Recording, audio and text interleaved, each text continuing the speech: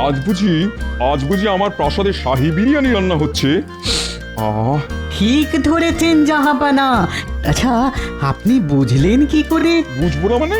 আমার থেকে হাজার ক্রোশ দূরে বিরিয়ানি রান্না হলেও আমি ঠিক তার খোঁজ পেয়ে যাবো উজির।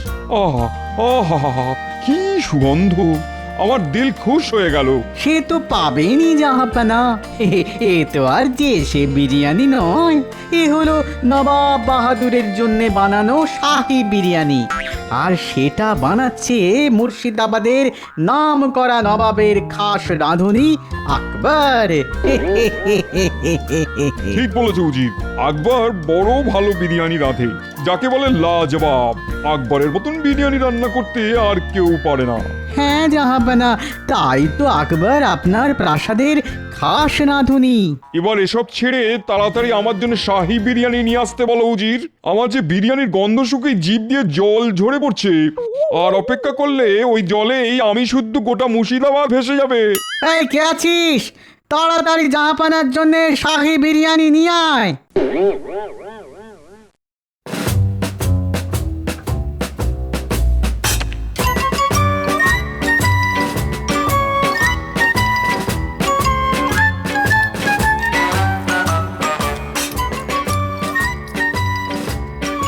आह आह लाजवाब!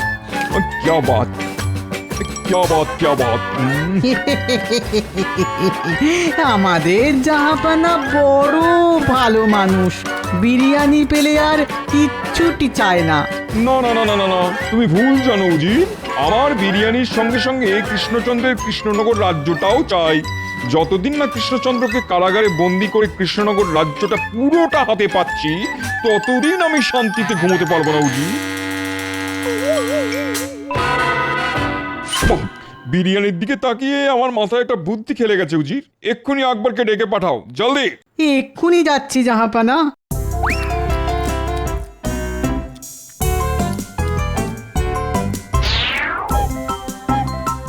এসো, আমার তোমার সঙ্গেই দরকারি কথা আছে। বলুন জাহাপনা, বিরিয়ানির স্বাদ কি আপনার পছন্দ হয়নি জাহাপনা?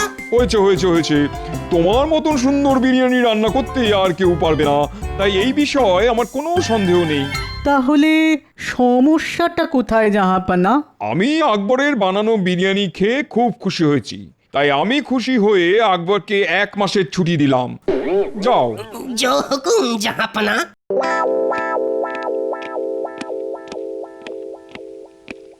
এ আপনি কি করলেন জাহাপানা? আকবর 1 মাসের ছুটিতে থাকলে আপনাকে শাহী বিরিয়ানি রান্না করে খাওয়াবে কে শুনি? সেটা তোমাকে ভাবতে হবে না উজি, সেটা ভাববে কৃষ্ণচন্দ্র। আমি আগামীকালই কৃষ্ণনগরে যাব। হ্যাঁ, নয়, হ্যাঁ।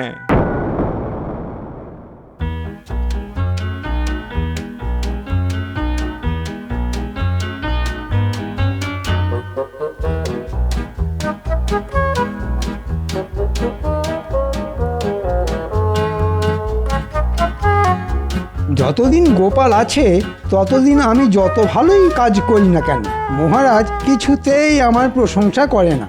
তাই প্রশংসা পেতে হলে আমাকে আগে গোপালকে রাস্তা থেকে সরাতে হবে। গোপালকে একবার রাস্তা থেকে সরাতে পারলেই আমাকে কৃষ্ণনগরের রাজা হওয়ার থেকে কেউ আটকাতে পারবে না। কিন্তু কিন্তু কি করে গোপালকে রাস্তা থেকে সরাবো?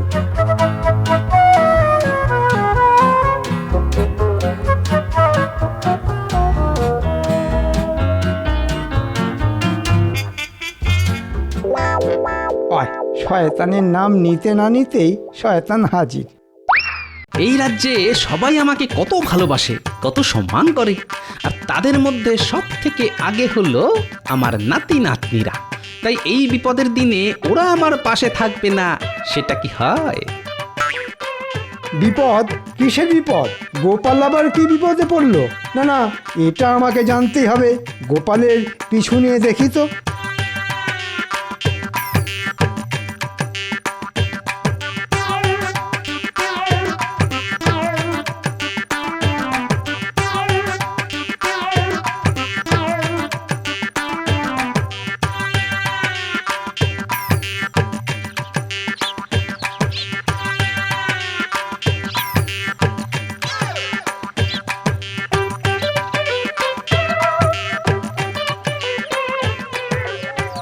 রে পুটি, কি করছিস? গোপালটা তো তুমি, আমি তো পুতুল নিয়ে খেলা করছি। তুমি খেলা করবে আমার সঙ্গে?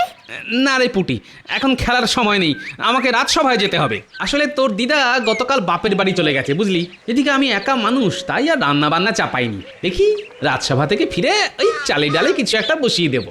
সে কি? না না না না, খালি পেটে রাজসভায় যাবে কেন গোপাল দাদা? তুমি আমাদের বাড়িতে এসো, দুটি ভাত খেয়ে যাও। হ্যাঁ গোপাল দাদু, এসো না। আর যতদিন না পুটির দিদা বাপের বাড়ি থেকে ফিরছে ততদিন তুমি আমাদের বাড়িতেই দুবেলা খেও গোপাল দাদা। বলছো? তা এত করে যখন বলছো তখন না হয়। ও, এই হলো গোপালের বিপদ। এটা পাক্কা ধান্দাবাজ। কি সুন্দর দুবেলা খাওয়ার ব্যবস্থাখানা করে নিল। হ্যাঁ, যাই মহারাজকে গিয়ে গোপালের নামে বাড়িয়ে বাড়িয়ে নালিশ করে আসি, তাতে যদি চিড়ে ভেজে। হ্যাঁ,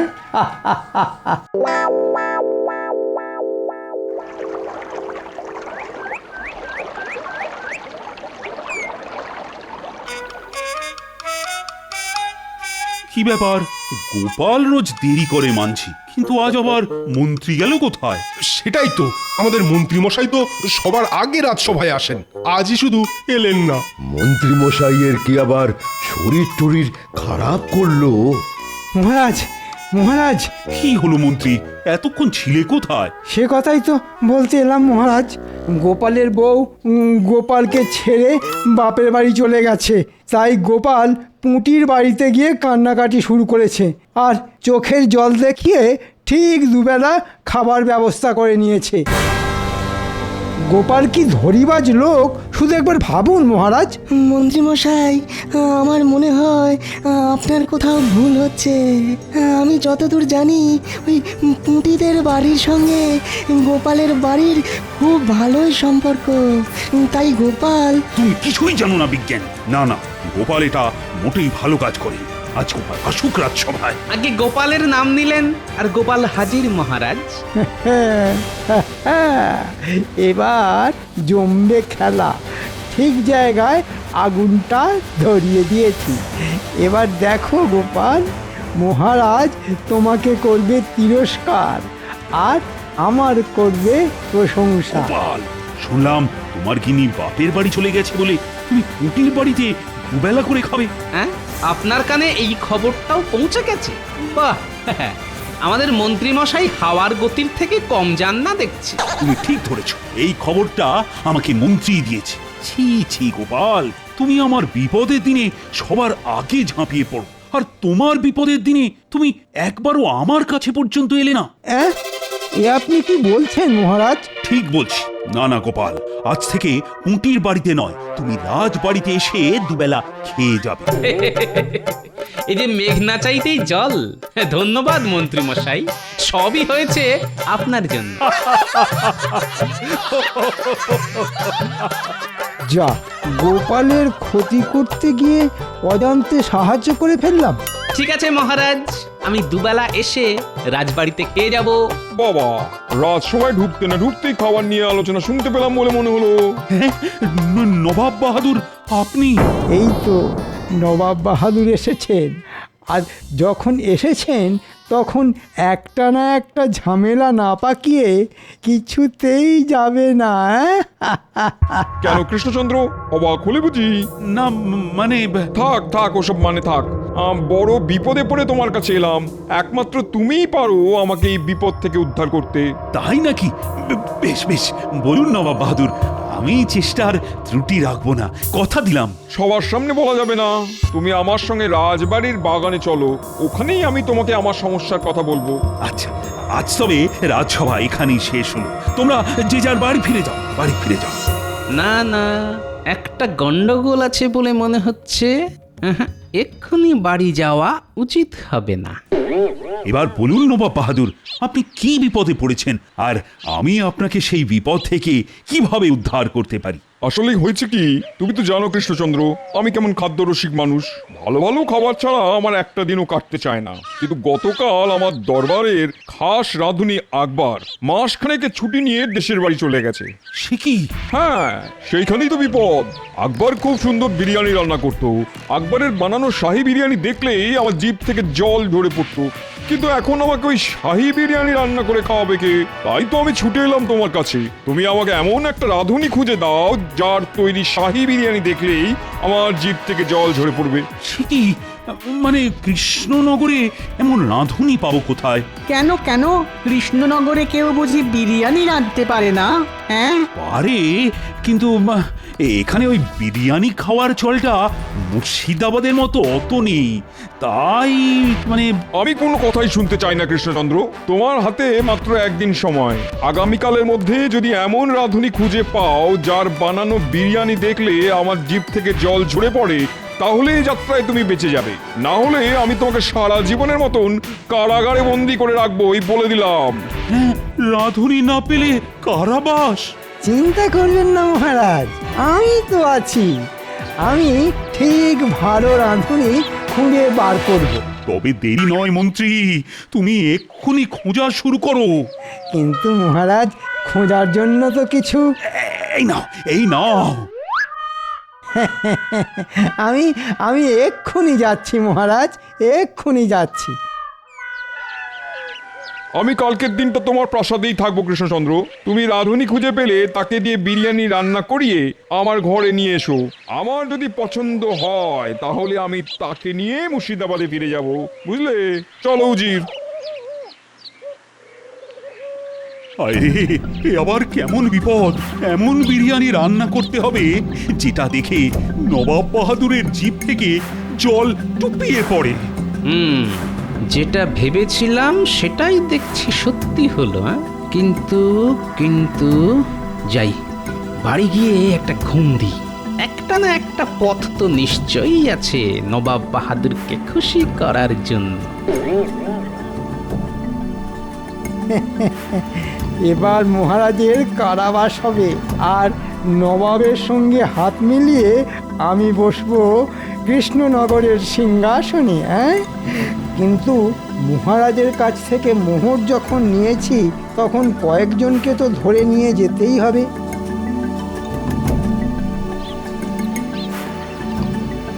এই শোন শোন, এদিকায় এদিকায়। বলুন মন্ত্রী মশাই। তুই রান্না করতে পারিস? হ্যাঁ, রান্না? হ্যাঁ, তা পারি কোনো রকমে। বাহ! আর তুই? আগে কোনোদিনও তো করিনি, তবে চেষ্টা করে দেখতে পারি। তাহলে চল আমার সঙ্গে রাজবাড়িতে। আজ তোদের বিরিয়ানি রান্না করতে হবে। হ্যাঁ, বিরিয়ানি? না না না, তো সব পারবো না। পারবি না মানে? চল বলছি, না হলে মহারাজকে বলে তোদের সব জমি জমা কেড়ে নেব। কথা বাড়াস না, বুঝেছিস? কথা বাড়াস না। মন্ত্রীমশাই যা বলছে তাই করি। চল চল। হ্যাঁ হ্যাঁ হ্যাঁ, তাই ভালো। চলুন মন্ত্রী মশাই।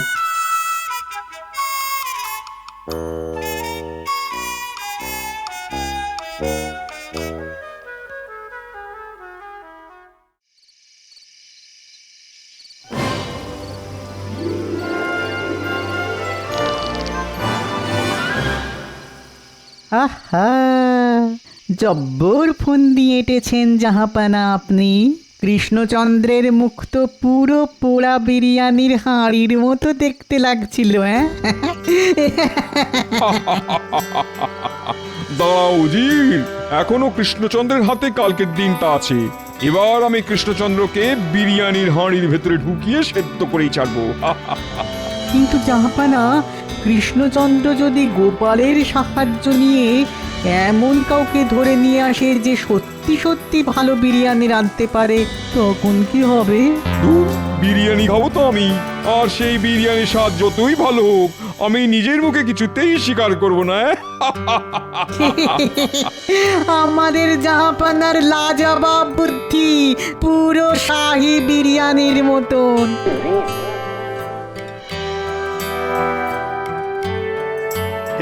এই নিন নবাব বাহাদুর, আপনার জন্য বিরিয়ানি। খেয়ে বলুন তো কেমন হয়েছে।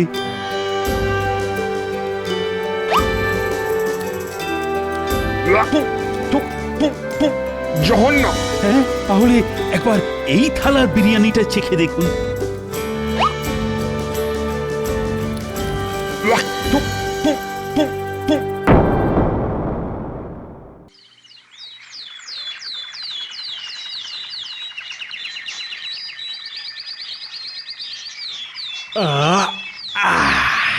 জব্বর ঘুম হয়েছে। গিন্নি, ও যা, এই দেখো, আমি তো ভুলেই গেছি যে গিন্নি বাড়িতে নেই। আহো, এদিকে খিদের চোটে পেটের নাড়ি ভুড়ি একেবারে চট পাকিয়ে যাচ্ছে। ঘুমের চোটে গতকাল রাতে না খেয়ে শুয়েছি তার উপর। যাই, এখনই একবার রাজবাড়িতে যাই। কি হলো, কি ভাবছেন তখন থেকে বলুন তো? রানী, ও রানী, এবার তো মনে হয় নবাব বাহাদুরের হাত থেকে আমার আর নিস্তার নেই। আমি খুব ভালোভাবেই বুঝেছি, যতই ভালো বিরিয়ানি রান্না করে নবাব বাহাদুরের সামনে হাজির করি না কেন, সেটা উনি খেয়ে কখনোই তার প্রশংসা করবেন না। উনি ঠিক করেই এসেছেন আমাকে কারাগারে বন্দি করে তবেই মুর্শিদাবাদে ফিরবেন। আপনি ভেঙে পড়তে পারেন না, এর থেকেও জটিল সমস্যা এসেছে। আর গোপাল আপনার পাশে দাঁড়িয়েছে। এবারও না হয় আপনি গোপালকে ডেকে পাঠান। ডেকে পাঠানোর দরকার নেই রানীমা, খিদের চোটে গোপাল হাজির। দাঁড়াও গোপাল, আজ আমি গরম গরম লুচি ভেজেছি, তুমি বসো, আমি এক্ষুনি নিয়ে আসছি। একই মহারাজ, আপনার পাতের লুচিগুলো তো রাগ করে নেতিয়ে গেল। ওগুলোকে তাড়াতাড়ি পেটে চালান না করলে যে অপমান করা হবে মহারাজ। গোপাল, ও গোপাল, আমি যে বড় সমস্যায় পড়েছি। আমি জানি মহারাজ, নবাব বাহাদুর যখন আপনাকে রাজবাড়ির বাগানে ডেকে নিয়ে গেলেন, তখন আমি গাছের আড়াল থেকে সব শুনেছি। হ্যাঁ, তো তুমি সব জানো? আমাকে তাহলে বাঁচাও, বাঁচাও গোপাল, বাঁচাও। সে আর বলতে, গোপাল থাকতে মহারাজ কৃষ্ণচন্দ্রের কোনো ক্ষতি হবে না, কিন্তু তার আগে আমার পেটে দুটো দানা পানি দিতে হবে, না হলে বুদ্ধি খুলবে না মহারাজ। এই নাও গোপাল, যত ইচ্ছে খাও। খাই, হ্যাঁ।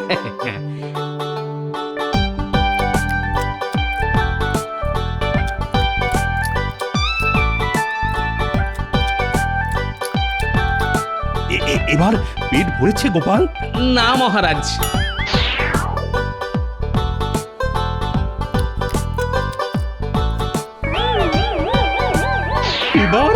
এইবার ভরেছে মহারাজ, আর নবাব বাহাদুরকে জব্দ করার বুদ্ধিও পেয়ে গেছি।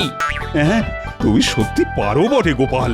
পেটে খাবার পড়তে না পড়তেই বুদ্ধি মাথায় উঠে এলো।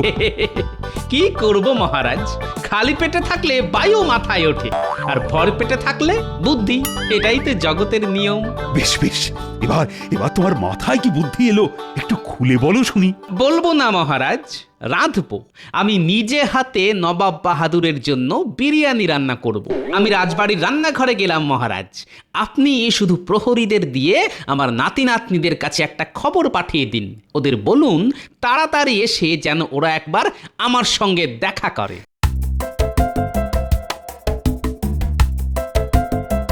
গোপালের মাথায় কি চলছে ভগবানই জানেন। প্রহরী, এক্ষুনি গোপালের নাতি নাতনিদের ডেকে পাঠাও।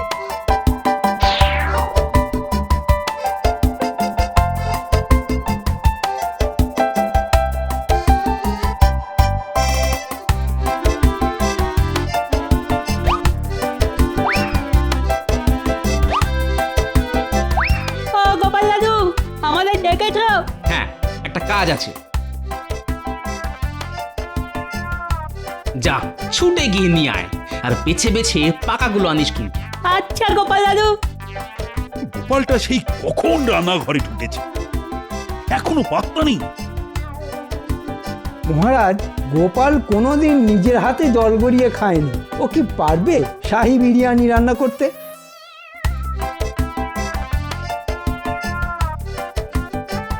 অনেক সময় দিয়েছি, আর নয়। তুমি হাল ছেড়ে দিয়েছো দেখছি কৃষ্ণচন্দ্র। এবার চলো কারাগারে। না না, আসলে ওই গোপাল আপনার জন্য বিরিয়ানি রান্না করছে। আমাকে আরেকটু সময় দিন নবাব বাহাদুর। আগে রান্না একটা শিল্প নবাব বাহাদুর, আর গোপাল হলো শিল্পী মানুষ। এই তো গোপাল এসে গেছে। কোথায় বিরিয়ানি? আমি তো বিরিয়ানির গন্ধ পাচ্ছি না। মন্ত্রী তো ঠিকই বলেছে জাহাপানা, আমিও তো পাচ্ছি না। এই গোপাল, কি আছে ওটার ভিতরে? এতে আছে গোপালের বানানো শাহী বিরিয়ানি, যেটা দেখলে আপনার জিভ থেকে জল টুপিয়ে পড়বে। এই দেখুন। হ্যাঁ, এটা কি? এটা হলো তেঁতুল বিরিয়ানি। হ্যাঁ, পাকা পাকা টক টক তেঁতুল। আমার সঙ্গে মস্করা করা হচ্ছে? গোপাল আর কৃষ্ণচন্দ্র দুজনকেই কারাগারে ঢোকাও। ঠিক বলেছেন নবাব বাহাদুর, আজ থেকে আমি আপনার দলে। দাঁড়ান নবাব বাহাদুর, আপনার শর্ত ছিল এমন বিরিয়ানি বানাতে হবে যেটা দেখে আপনার জিভ থেকে জল টুপিয়ে পড়ে। আর তেঁতুল দেখার পর আপনার জিভ থেকে তো জল টুপিয়েই যাচ্ছে। ওই দেখুন দেখুন। হ্যাঁ তাই তো, তাই তো। সাবাস সাবাস গোপাল, সাবাস। এই না হলে গোপাল ভাঁড়। যা, কেন যে নবাবের দলে যেতে গেলাম, এইবারও গোপাল মহারাজকে বাঁচিয়ে দিল। আপনি হেরে গেছেন জাহাপানা, এখানে থেকে আর লাভ নেই, চলুন। আমিও যাই। এত তাড়া কিসের? যাওয়ার আগে আমার বানানো শাহী বিরিয়ানিটা খেয়ে যান। মন্ত্রী, এবার তুমি কোথায় পালাবে? ইস, ওয়া, ও, ও, ইস, ইস, ইস, ইস, ওয়া, ও, ও, ইস, কি জঘন্য খেতে। এটাই তোমার শাস্তি। খাও খাও, আরো খাও, খাও।